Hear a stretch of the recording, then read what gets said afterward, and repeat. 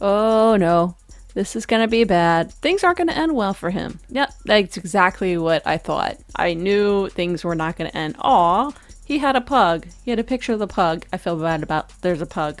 So, a lot of people laughed about this. I don't think this is funny. This episode is very controversial. Although I did like it, I still don't know how I feel about certain things that happen. I'm not sure how I feel about this. It was definitely disturbing and uneasy and maybe uncomfortable. And I think it made a lot of people uncomfortable. There's been a little bit of controversy over it. What I did find funny was Leland's reaction. Ah, okay, that's funny.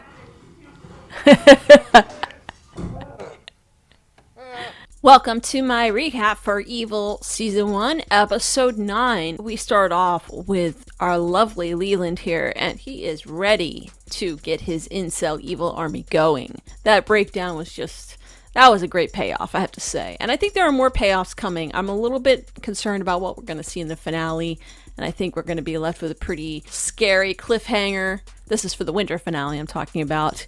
There's still episodes after the winter finale, after the holiday break. They're going to come back and do a few more episodes, I believe, before they wrap up the whole season. We have Leland here. We have A, activating incident, B, a belief system, and C is for consequences. Leland wants to do anything he can to bring evil into this world. As you know, in the end of the last episode, which was episode 8, it ended with David dropping off Kristen after their extremely crazy night, day, or whatever you want to call it, their experience when they went to his father's house. And when she arrived at home, who was at her doorstep?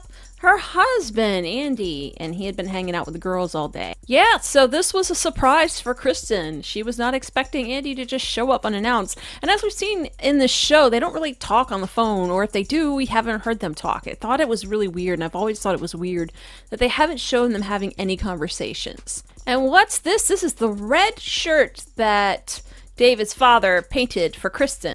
I actually think these two have a lot of cute chemistry together. I know not everyone is a fan of Andy here and where he was going to fit into the whole casting situation, but I think he's actually really well cast. I love the actor, and I like them together. I know some people think there's something off about it. Maybe there is. I'm sure we'll find out more as we go and we learn more about Andy.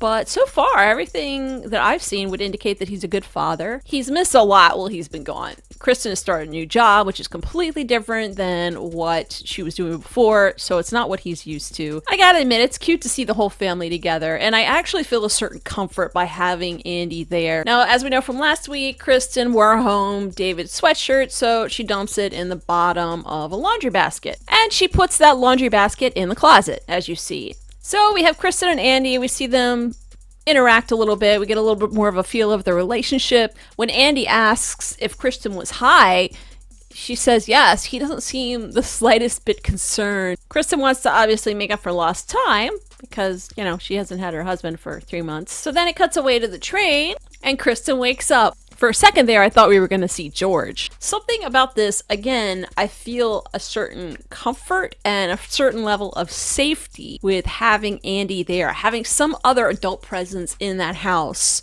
I feel like there's a certain level of safety and comfort that wasn't there before. There's a certain presence there, and it's not like a sexist thing. It's not like, well, now you have a man there. It's that you have another adult there to help you deal with these things, that you're not by yourself alone dealing with either demons peeing on your floor or crazy virtual reality girls messing with your kids or dinosaur cats. Apparently that does not sound like a cat, unless it's a cat in heat. Cats in heat can sound like that. Now, of course, this brings up several questions. Where did this cat come from? How did it get in a closet with the door closed? Why is David's sweatshirt at the top of the laundry pile now when we saw her put it on the bottom?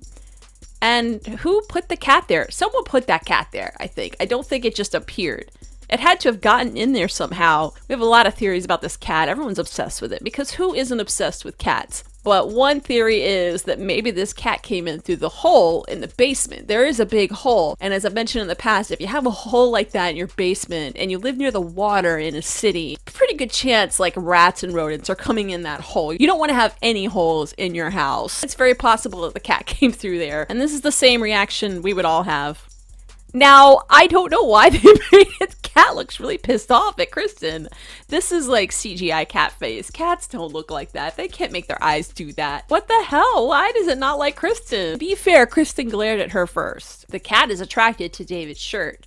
Yeah, my cat acts like this all the time if she's not in a good mood and doesn't want to be picked up. If we're talking about this being a genuine feral cat, it's not going to be the friendliest cat because it's been out on the streets and it's had to fend for itself to get food. It's probably been potentially abandoned and abused. So we don't know what kind of background this cat came from. If it did come in through the hole looking for mice, there may not be any supernatural element to it. But I do think it was interesting that they really made a point to say that it was clinging to David's sweater. Again, I'd like to hear your cat theories. Meanwhile, David has been served some papers. He's being sued. The church is being sued. So David goes to visit Kristen in her home office. So they have a lawsuit from this exorcism, which was the Hopkins exorcism. Caroline Hopkins, which we saw a few episodes back when they did the exorcism, and David and Kristen had a little bit of a butting heads incident where they didn't agree on the case or how to properly treat it. So she is now suing the Archdiocese, Father Hamara, and David Acosta. David wants him and Kristen to have their story straight. Kristen advises that David talk to his lawyer before they discuss this case any further. David leaves, and then we hear the cat meowing and growling at Kristen with the stink eye again. So when David gets back, he meets a new bishop, Bishop Marks. Bishop points out that David has a bird. There's a bird's nest out there, and the bird has not left and won't leave. Bishop Marks is David's new superior. So the reason why Bishop Marks has been positioned here is because, well, David has drawn the attention of the Holy Father, which is not necessarily a good thing. Also, they're being sued, so this doesn't look well. So the Archdiocese has hired a lawyer.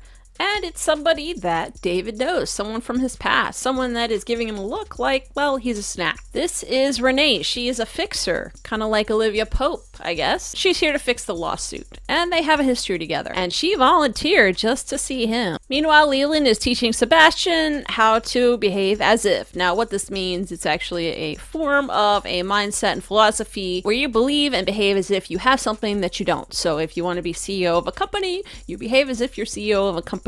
If you want to drive a fancy car and be rich, you behave as if you drive a fancy car and you're rich. So he wants Sebastian to behave as if something. So as if isn't real, it's pretend. So he's actually going to go pretend with his finger gun that he is shooting up women in a Fit for Women gym, a women's only gym. Right here you can tell by the look on his face, Sebastian is wavering quite a bit. I don't think that Sebastian is inherently evil. I believe that he's in the process of being radicalized right now. And not only that, he's being brainwashed and manipulated by Leland. So when Sebastian hesitates, Leland does this manipulation technique right away, and he gives him this something that's called, I think it's called fear of loss. Leland uses this technique by saying, well, if you're not up for the job, don't do it. Well, maybe you're not my guy then. Maybe you're not worth my time. Because Leland is giving Sebastian some attention that he needs and is making him feel empowered in a way that no one else is. So it's very, very, very sinister manipulation that we have going on here. So who is she? Who is this mystery woman from David's past? It's actually Julia's sister. Apparently she liked David too, and we know that Julia passed away, and David feels horrible about something that happened and feels somewhat responsible.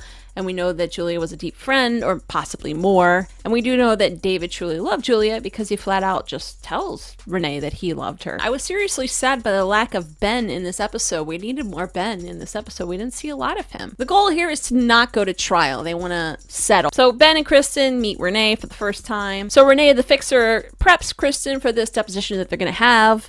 She's good, I gotta say. She could definitely give Olivia Pope a run for her money. So in the deposition room, we have Caroline here. They're reviewing what we saw in several episodes back when they had this exorcism. I have to say, this part of the episode isn't very exciting to me. Like, I really wish that they had taken this episode and made it about a case specifically instead of revisiting this one case. I don't know. When it comes to lawyer stuff, I kind of get bored, so I'm kind of like bummed out this wasn't about a specific case. I mean, the only case in this episode is Sebastian, and that's kind of like a subplot to everything, and that kind of takes a second row seat to this, which is happening. And I understand they're doing a story arc here, but at the same time, I kind of wish we had a new case of demonic possession or angels or some type of supernatural thing that they were investigating in this episode. Just because it's the second episode in a row where we didn't really specifically investigate a case of something. I just don't find this part specifically entertaining, so I might skip over it a little bit. And this is Caroline's lawyer, Miss Lemonhead.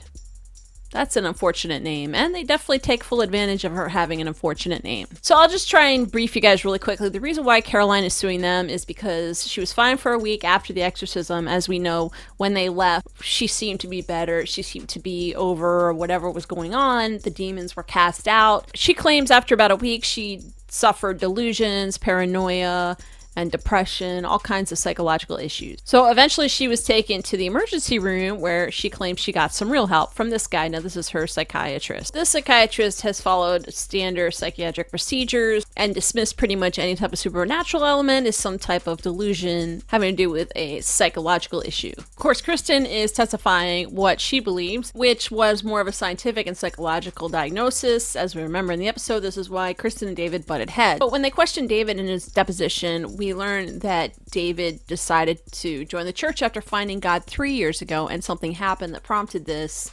Although they don't go into detail about this very much, we do hear a lot of things happen 3 years ago. We also learn that David's been arrested. He has a little bit of history. As we know, he uses certain types of drugs to find God. And we learn that he actually spent time in a rehab facility for drug addiction and sexual addiction. Yeah, so there's a lot of grilling going on here. Meanwhile, Sebastian decides to go and act out his as-if scenario at the women's fit gym that doesn't allow guys. The woman at the counter tells him, sorry, there are other gyms where it's all gender, but this is only a women's gym. And so we have Sebastian and his finger gun. And they definitely take notice. Meanwhile, all of this lawsuit business appears to be stressing David out quite a bit. We get a knock on the door, and it's Renee. And it turns out that Renee has had a crush on David for a very long time. Renee tells David there are other ways to serve the church. Meanwhile, back at the Bechard house, there was definitely some type of intimate shenanigans going on based on their current position.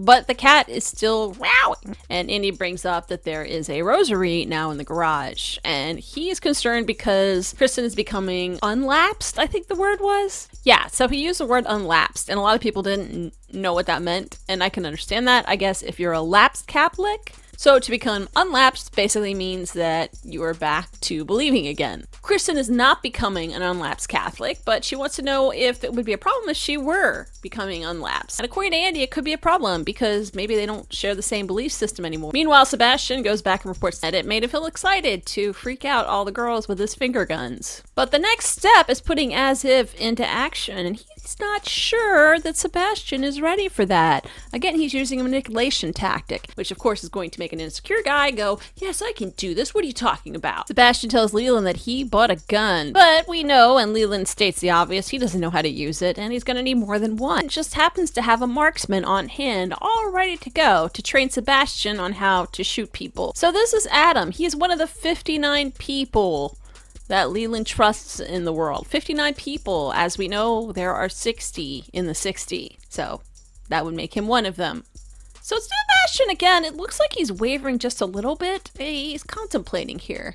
Does he really want to learn how to kill people? For him, it's a matter of avenging all the wrongs that have been done to him in the world. As the marksman says, I don't have time for this, and is going to leave, while Sebastian is wavering and contemplating. And of course, this is going to prompt Sebastian to step up and say, yeah, I can do this. Meanwhile, Renee goes to visit Kristen's home office, and she hears the demonic cat. She says the obvious, it sounds like a demon. Kristen suggests that Renee play the same game they're playing, so Renee's allowed them to rip into the non-science of exorcism, so we can turn the tables on them and rip into the non-science of psychology.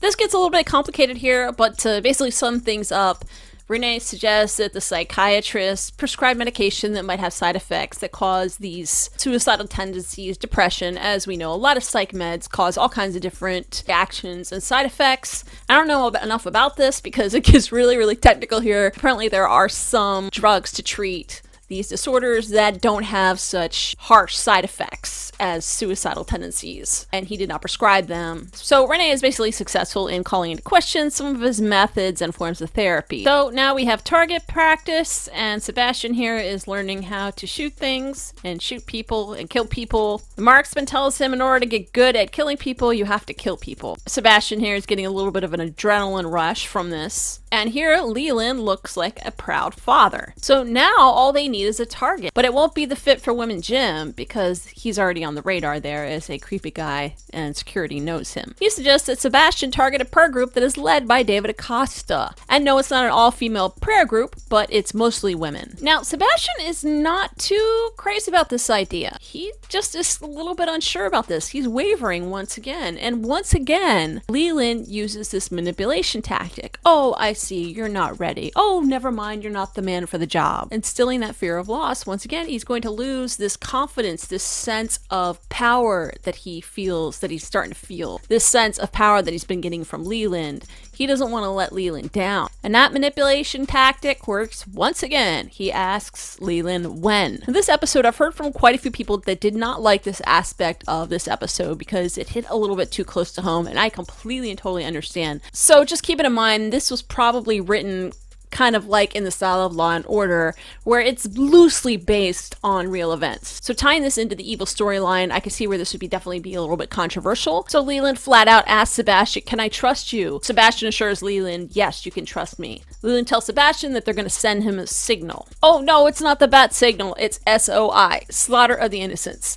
Now, a couple people have pointed out that Slaughter of the Innocents is actually a Bible story that takes place in the book of Matthew. It has to do with King Herod and it actually centers around Christmas. We are still not sure about whether this actually took place or not. A lot of historians are unsure about whether or not it took place, but it is written in the book of Matthew that King Herod ordered the slaughter and basically a baby genocide of any child that was 2 years or younger right after the birth of Christ because he was threatened when he heard that Christ had been born. It seems to be that Leland is very much threatened by David Acosta. He wants to target David Acosta. He wants David Acosta taken out, and he doesn't want to do it himself. He doesn't want to get his hands dirty. He wants to get someone else to do it. There's a lot to speculate about. Leave a comment below and let me know what you think. I'm not quite sure what to think of all of this either, but I do think that it's interesting. See, Sebastian is wavering again. I'm not quite sure what to think. I don't think he looks like he's ready to slaughter innocents, but then he also looks a little bit psychotic. So we're back in the deposition room with Lemonhead and Kristen and Renee here. So the case is going to be settled, which is good news for the church because they want to settle. Again, there's not a lot going on in this episode, so I have a hard time getting through this because it kind of bores me, and I really apologize if I don't seem too enthusiastic about it. But overall, the church seems happy. Renee has done her Olivia Pope thing. So Kristen gets home, and she finds a little present on the bed. What could it be? It's your turn. Andy says it's her turn to go off and do her own thing and go climb Everest. Now, a lot of people have mentioned maybe he seems a little bit too eager to send her off. Like he just got home and the whole family is reunited. Why is he so eager to get her out of there? But then I guess he is rewarded for his gift, and I guess she's game, so I'm not sure what's gonna happen here. Then when David gets back to his place, Renee is there and ready to go. She tells him, I'm not gonna leave until you touch me. Okay. Well, we don't really know how this ended because it just kind of pans away. And we have Sebastian here getting ready for his attack. And at this point, it really seems like he's up for the task and ready for it. No, maybe not. Maybe not. Nope, he's not ready for it. And there is the end of Sebastian's story. I knew it wasn't going to end well, as I said before, and that just, yeah. Oh, he's looking for a new prospect. Maybe someone that he doesn't have to help along so much. And that's the end of the episode. Gosh. So, again, like I said, this episode, I'm not quite sure how I feel about it. I really had to stop and think about how I felt about everything. I still am not sure how I feel about it. Because honestly, I feel like I really wish they had investigated some type of case, because this has been 2 episodes in a row where there was really no case to investigate. And I want them to get back on doing cases. And if they're not going to be doing cases, I really don't want to be bored with like lawyer stuff. I'm really not into procedural law shows like Law and Order and things like that. I'll watch the investigative part of the Law and Order, but I'm not too crazy about trial shows. So I like them to get back to investigating cases. I hope that's what happens next week. Something else I did not go through in this recap was the puzzle pieces, and there were more, but I'm working on a separate video where I'm just going to talk about puzzle pieces, and that's probably going to be released while they're on their winter finale break, when I have time in between doing my Mrs. Claus gigs. I will try to get next week's video out in a more timely manner. From Thursday until Monday, I am 12 hours a day being Mrs. Claus. So that's why it's difficult for me to put videos out the next day or the following day after they are released. Thanks again for watching, guys. I will see you guys in the next video. I do want to hear what you think, so leave a comment down below. And I'm looking forward to episode 10. So I will see you guys then. Take care.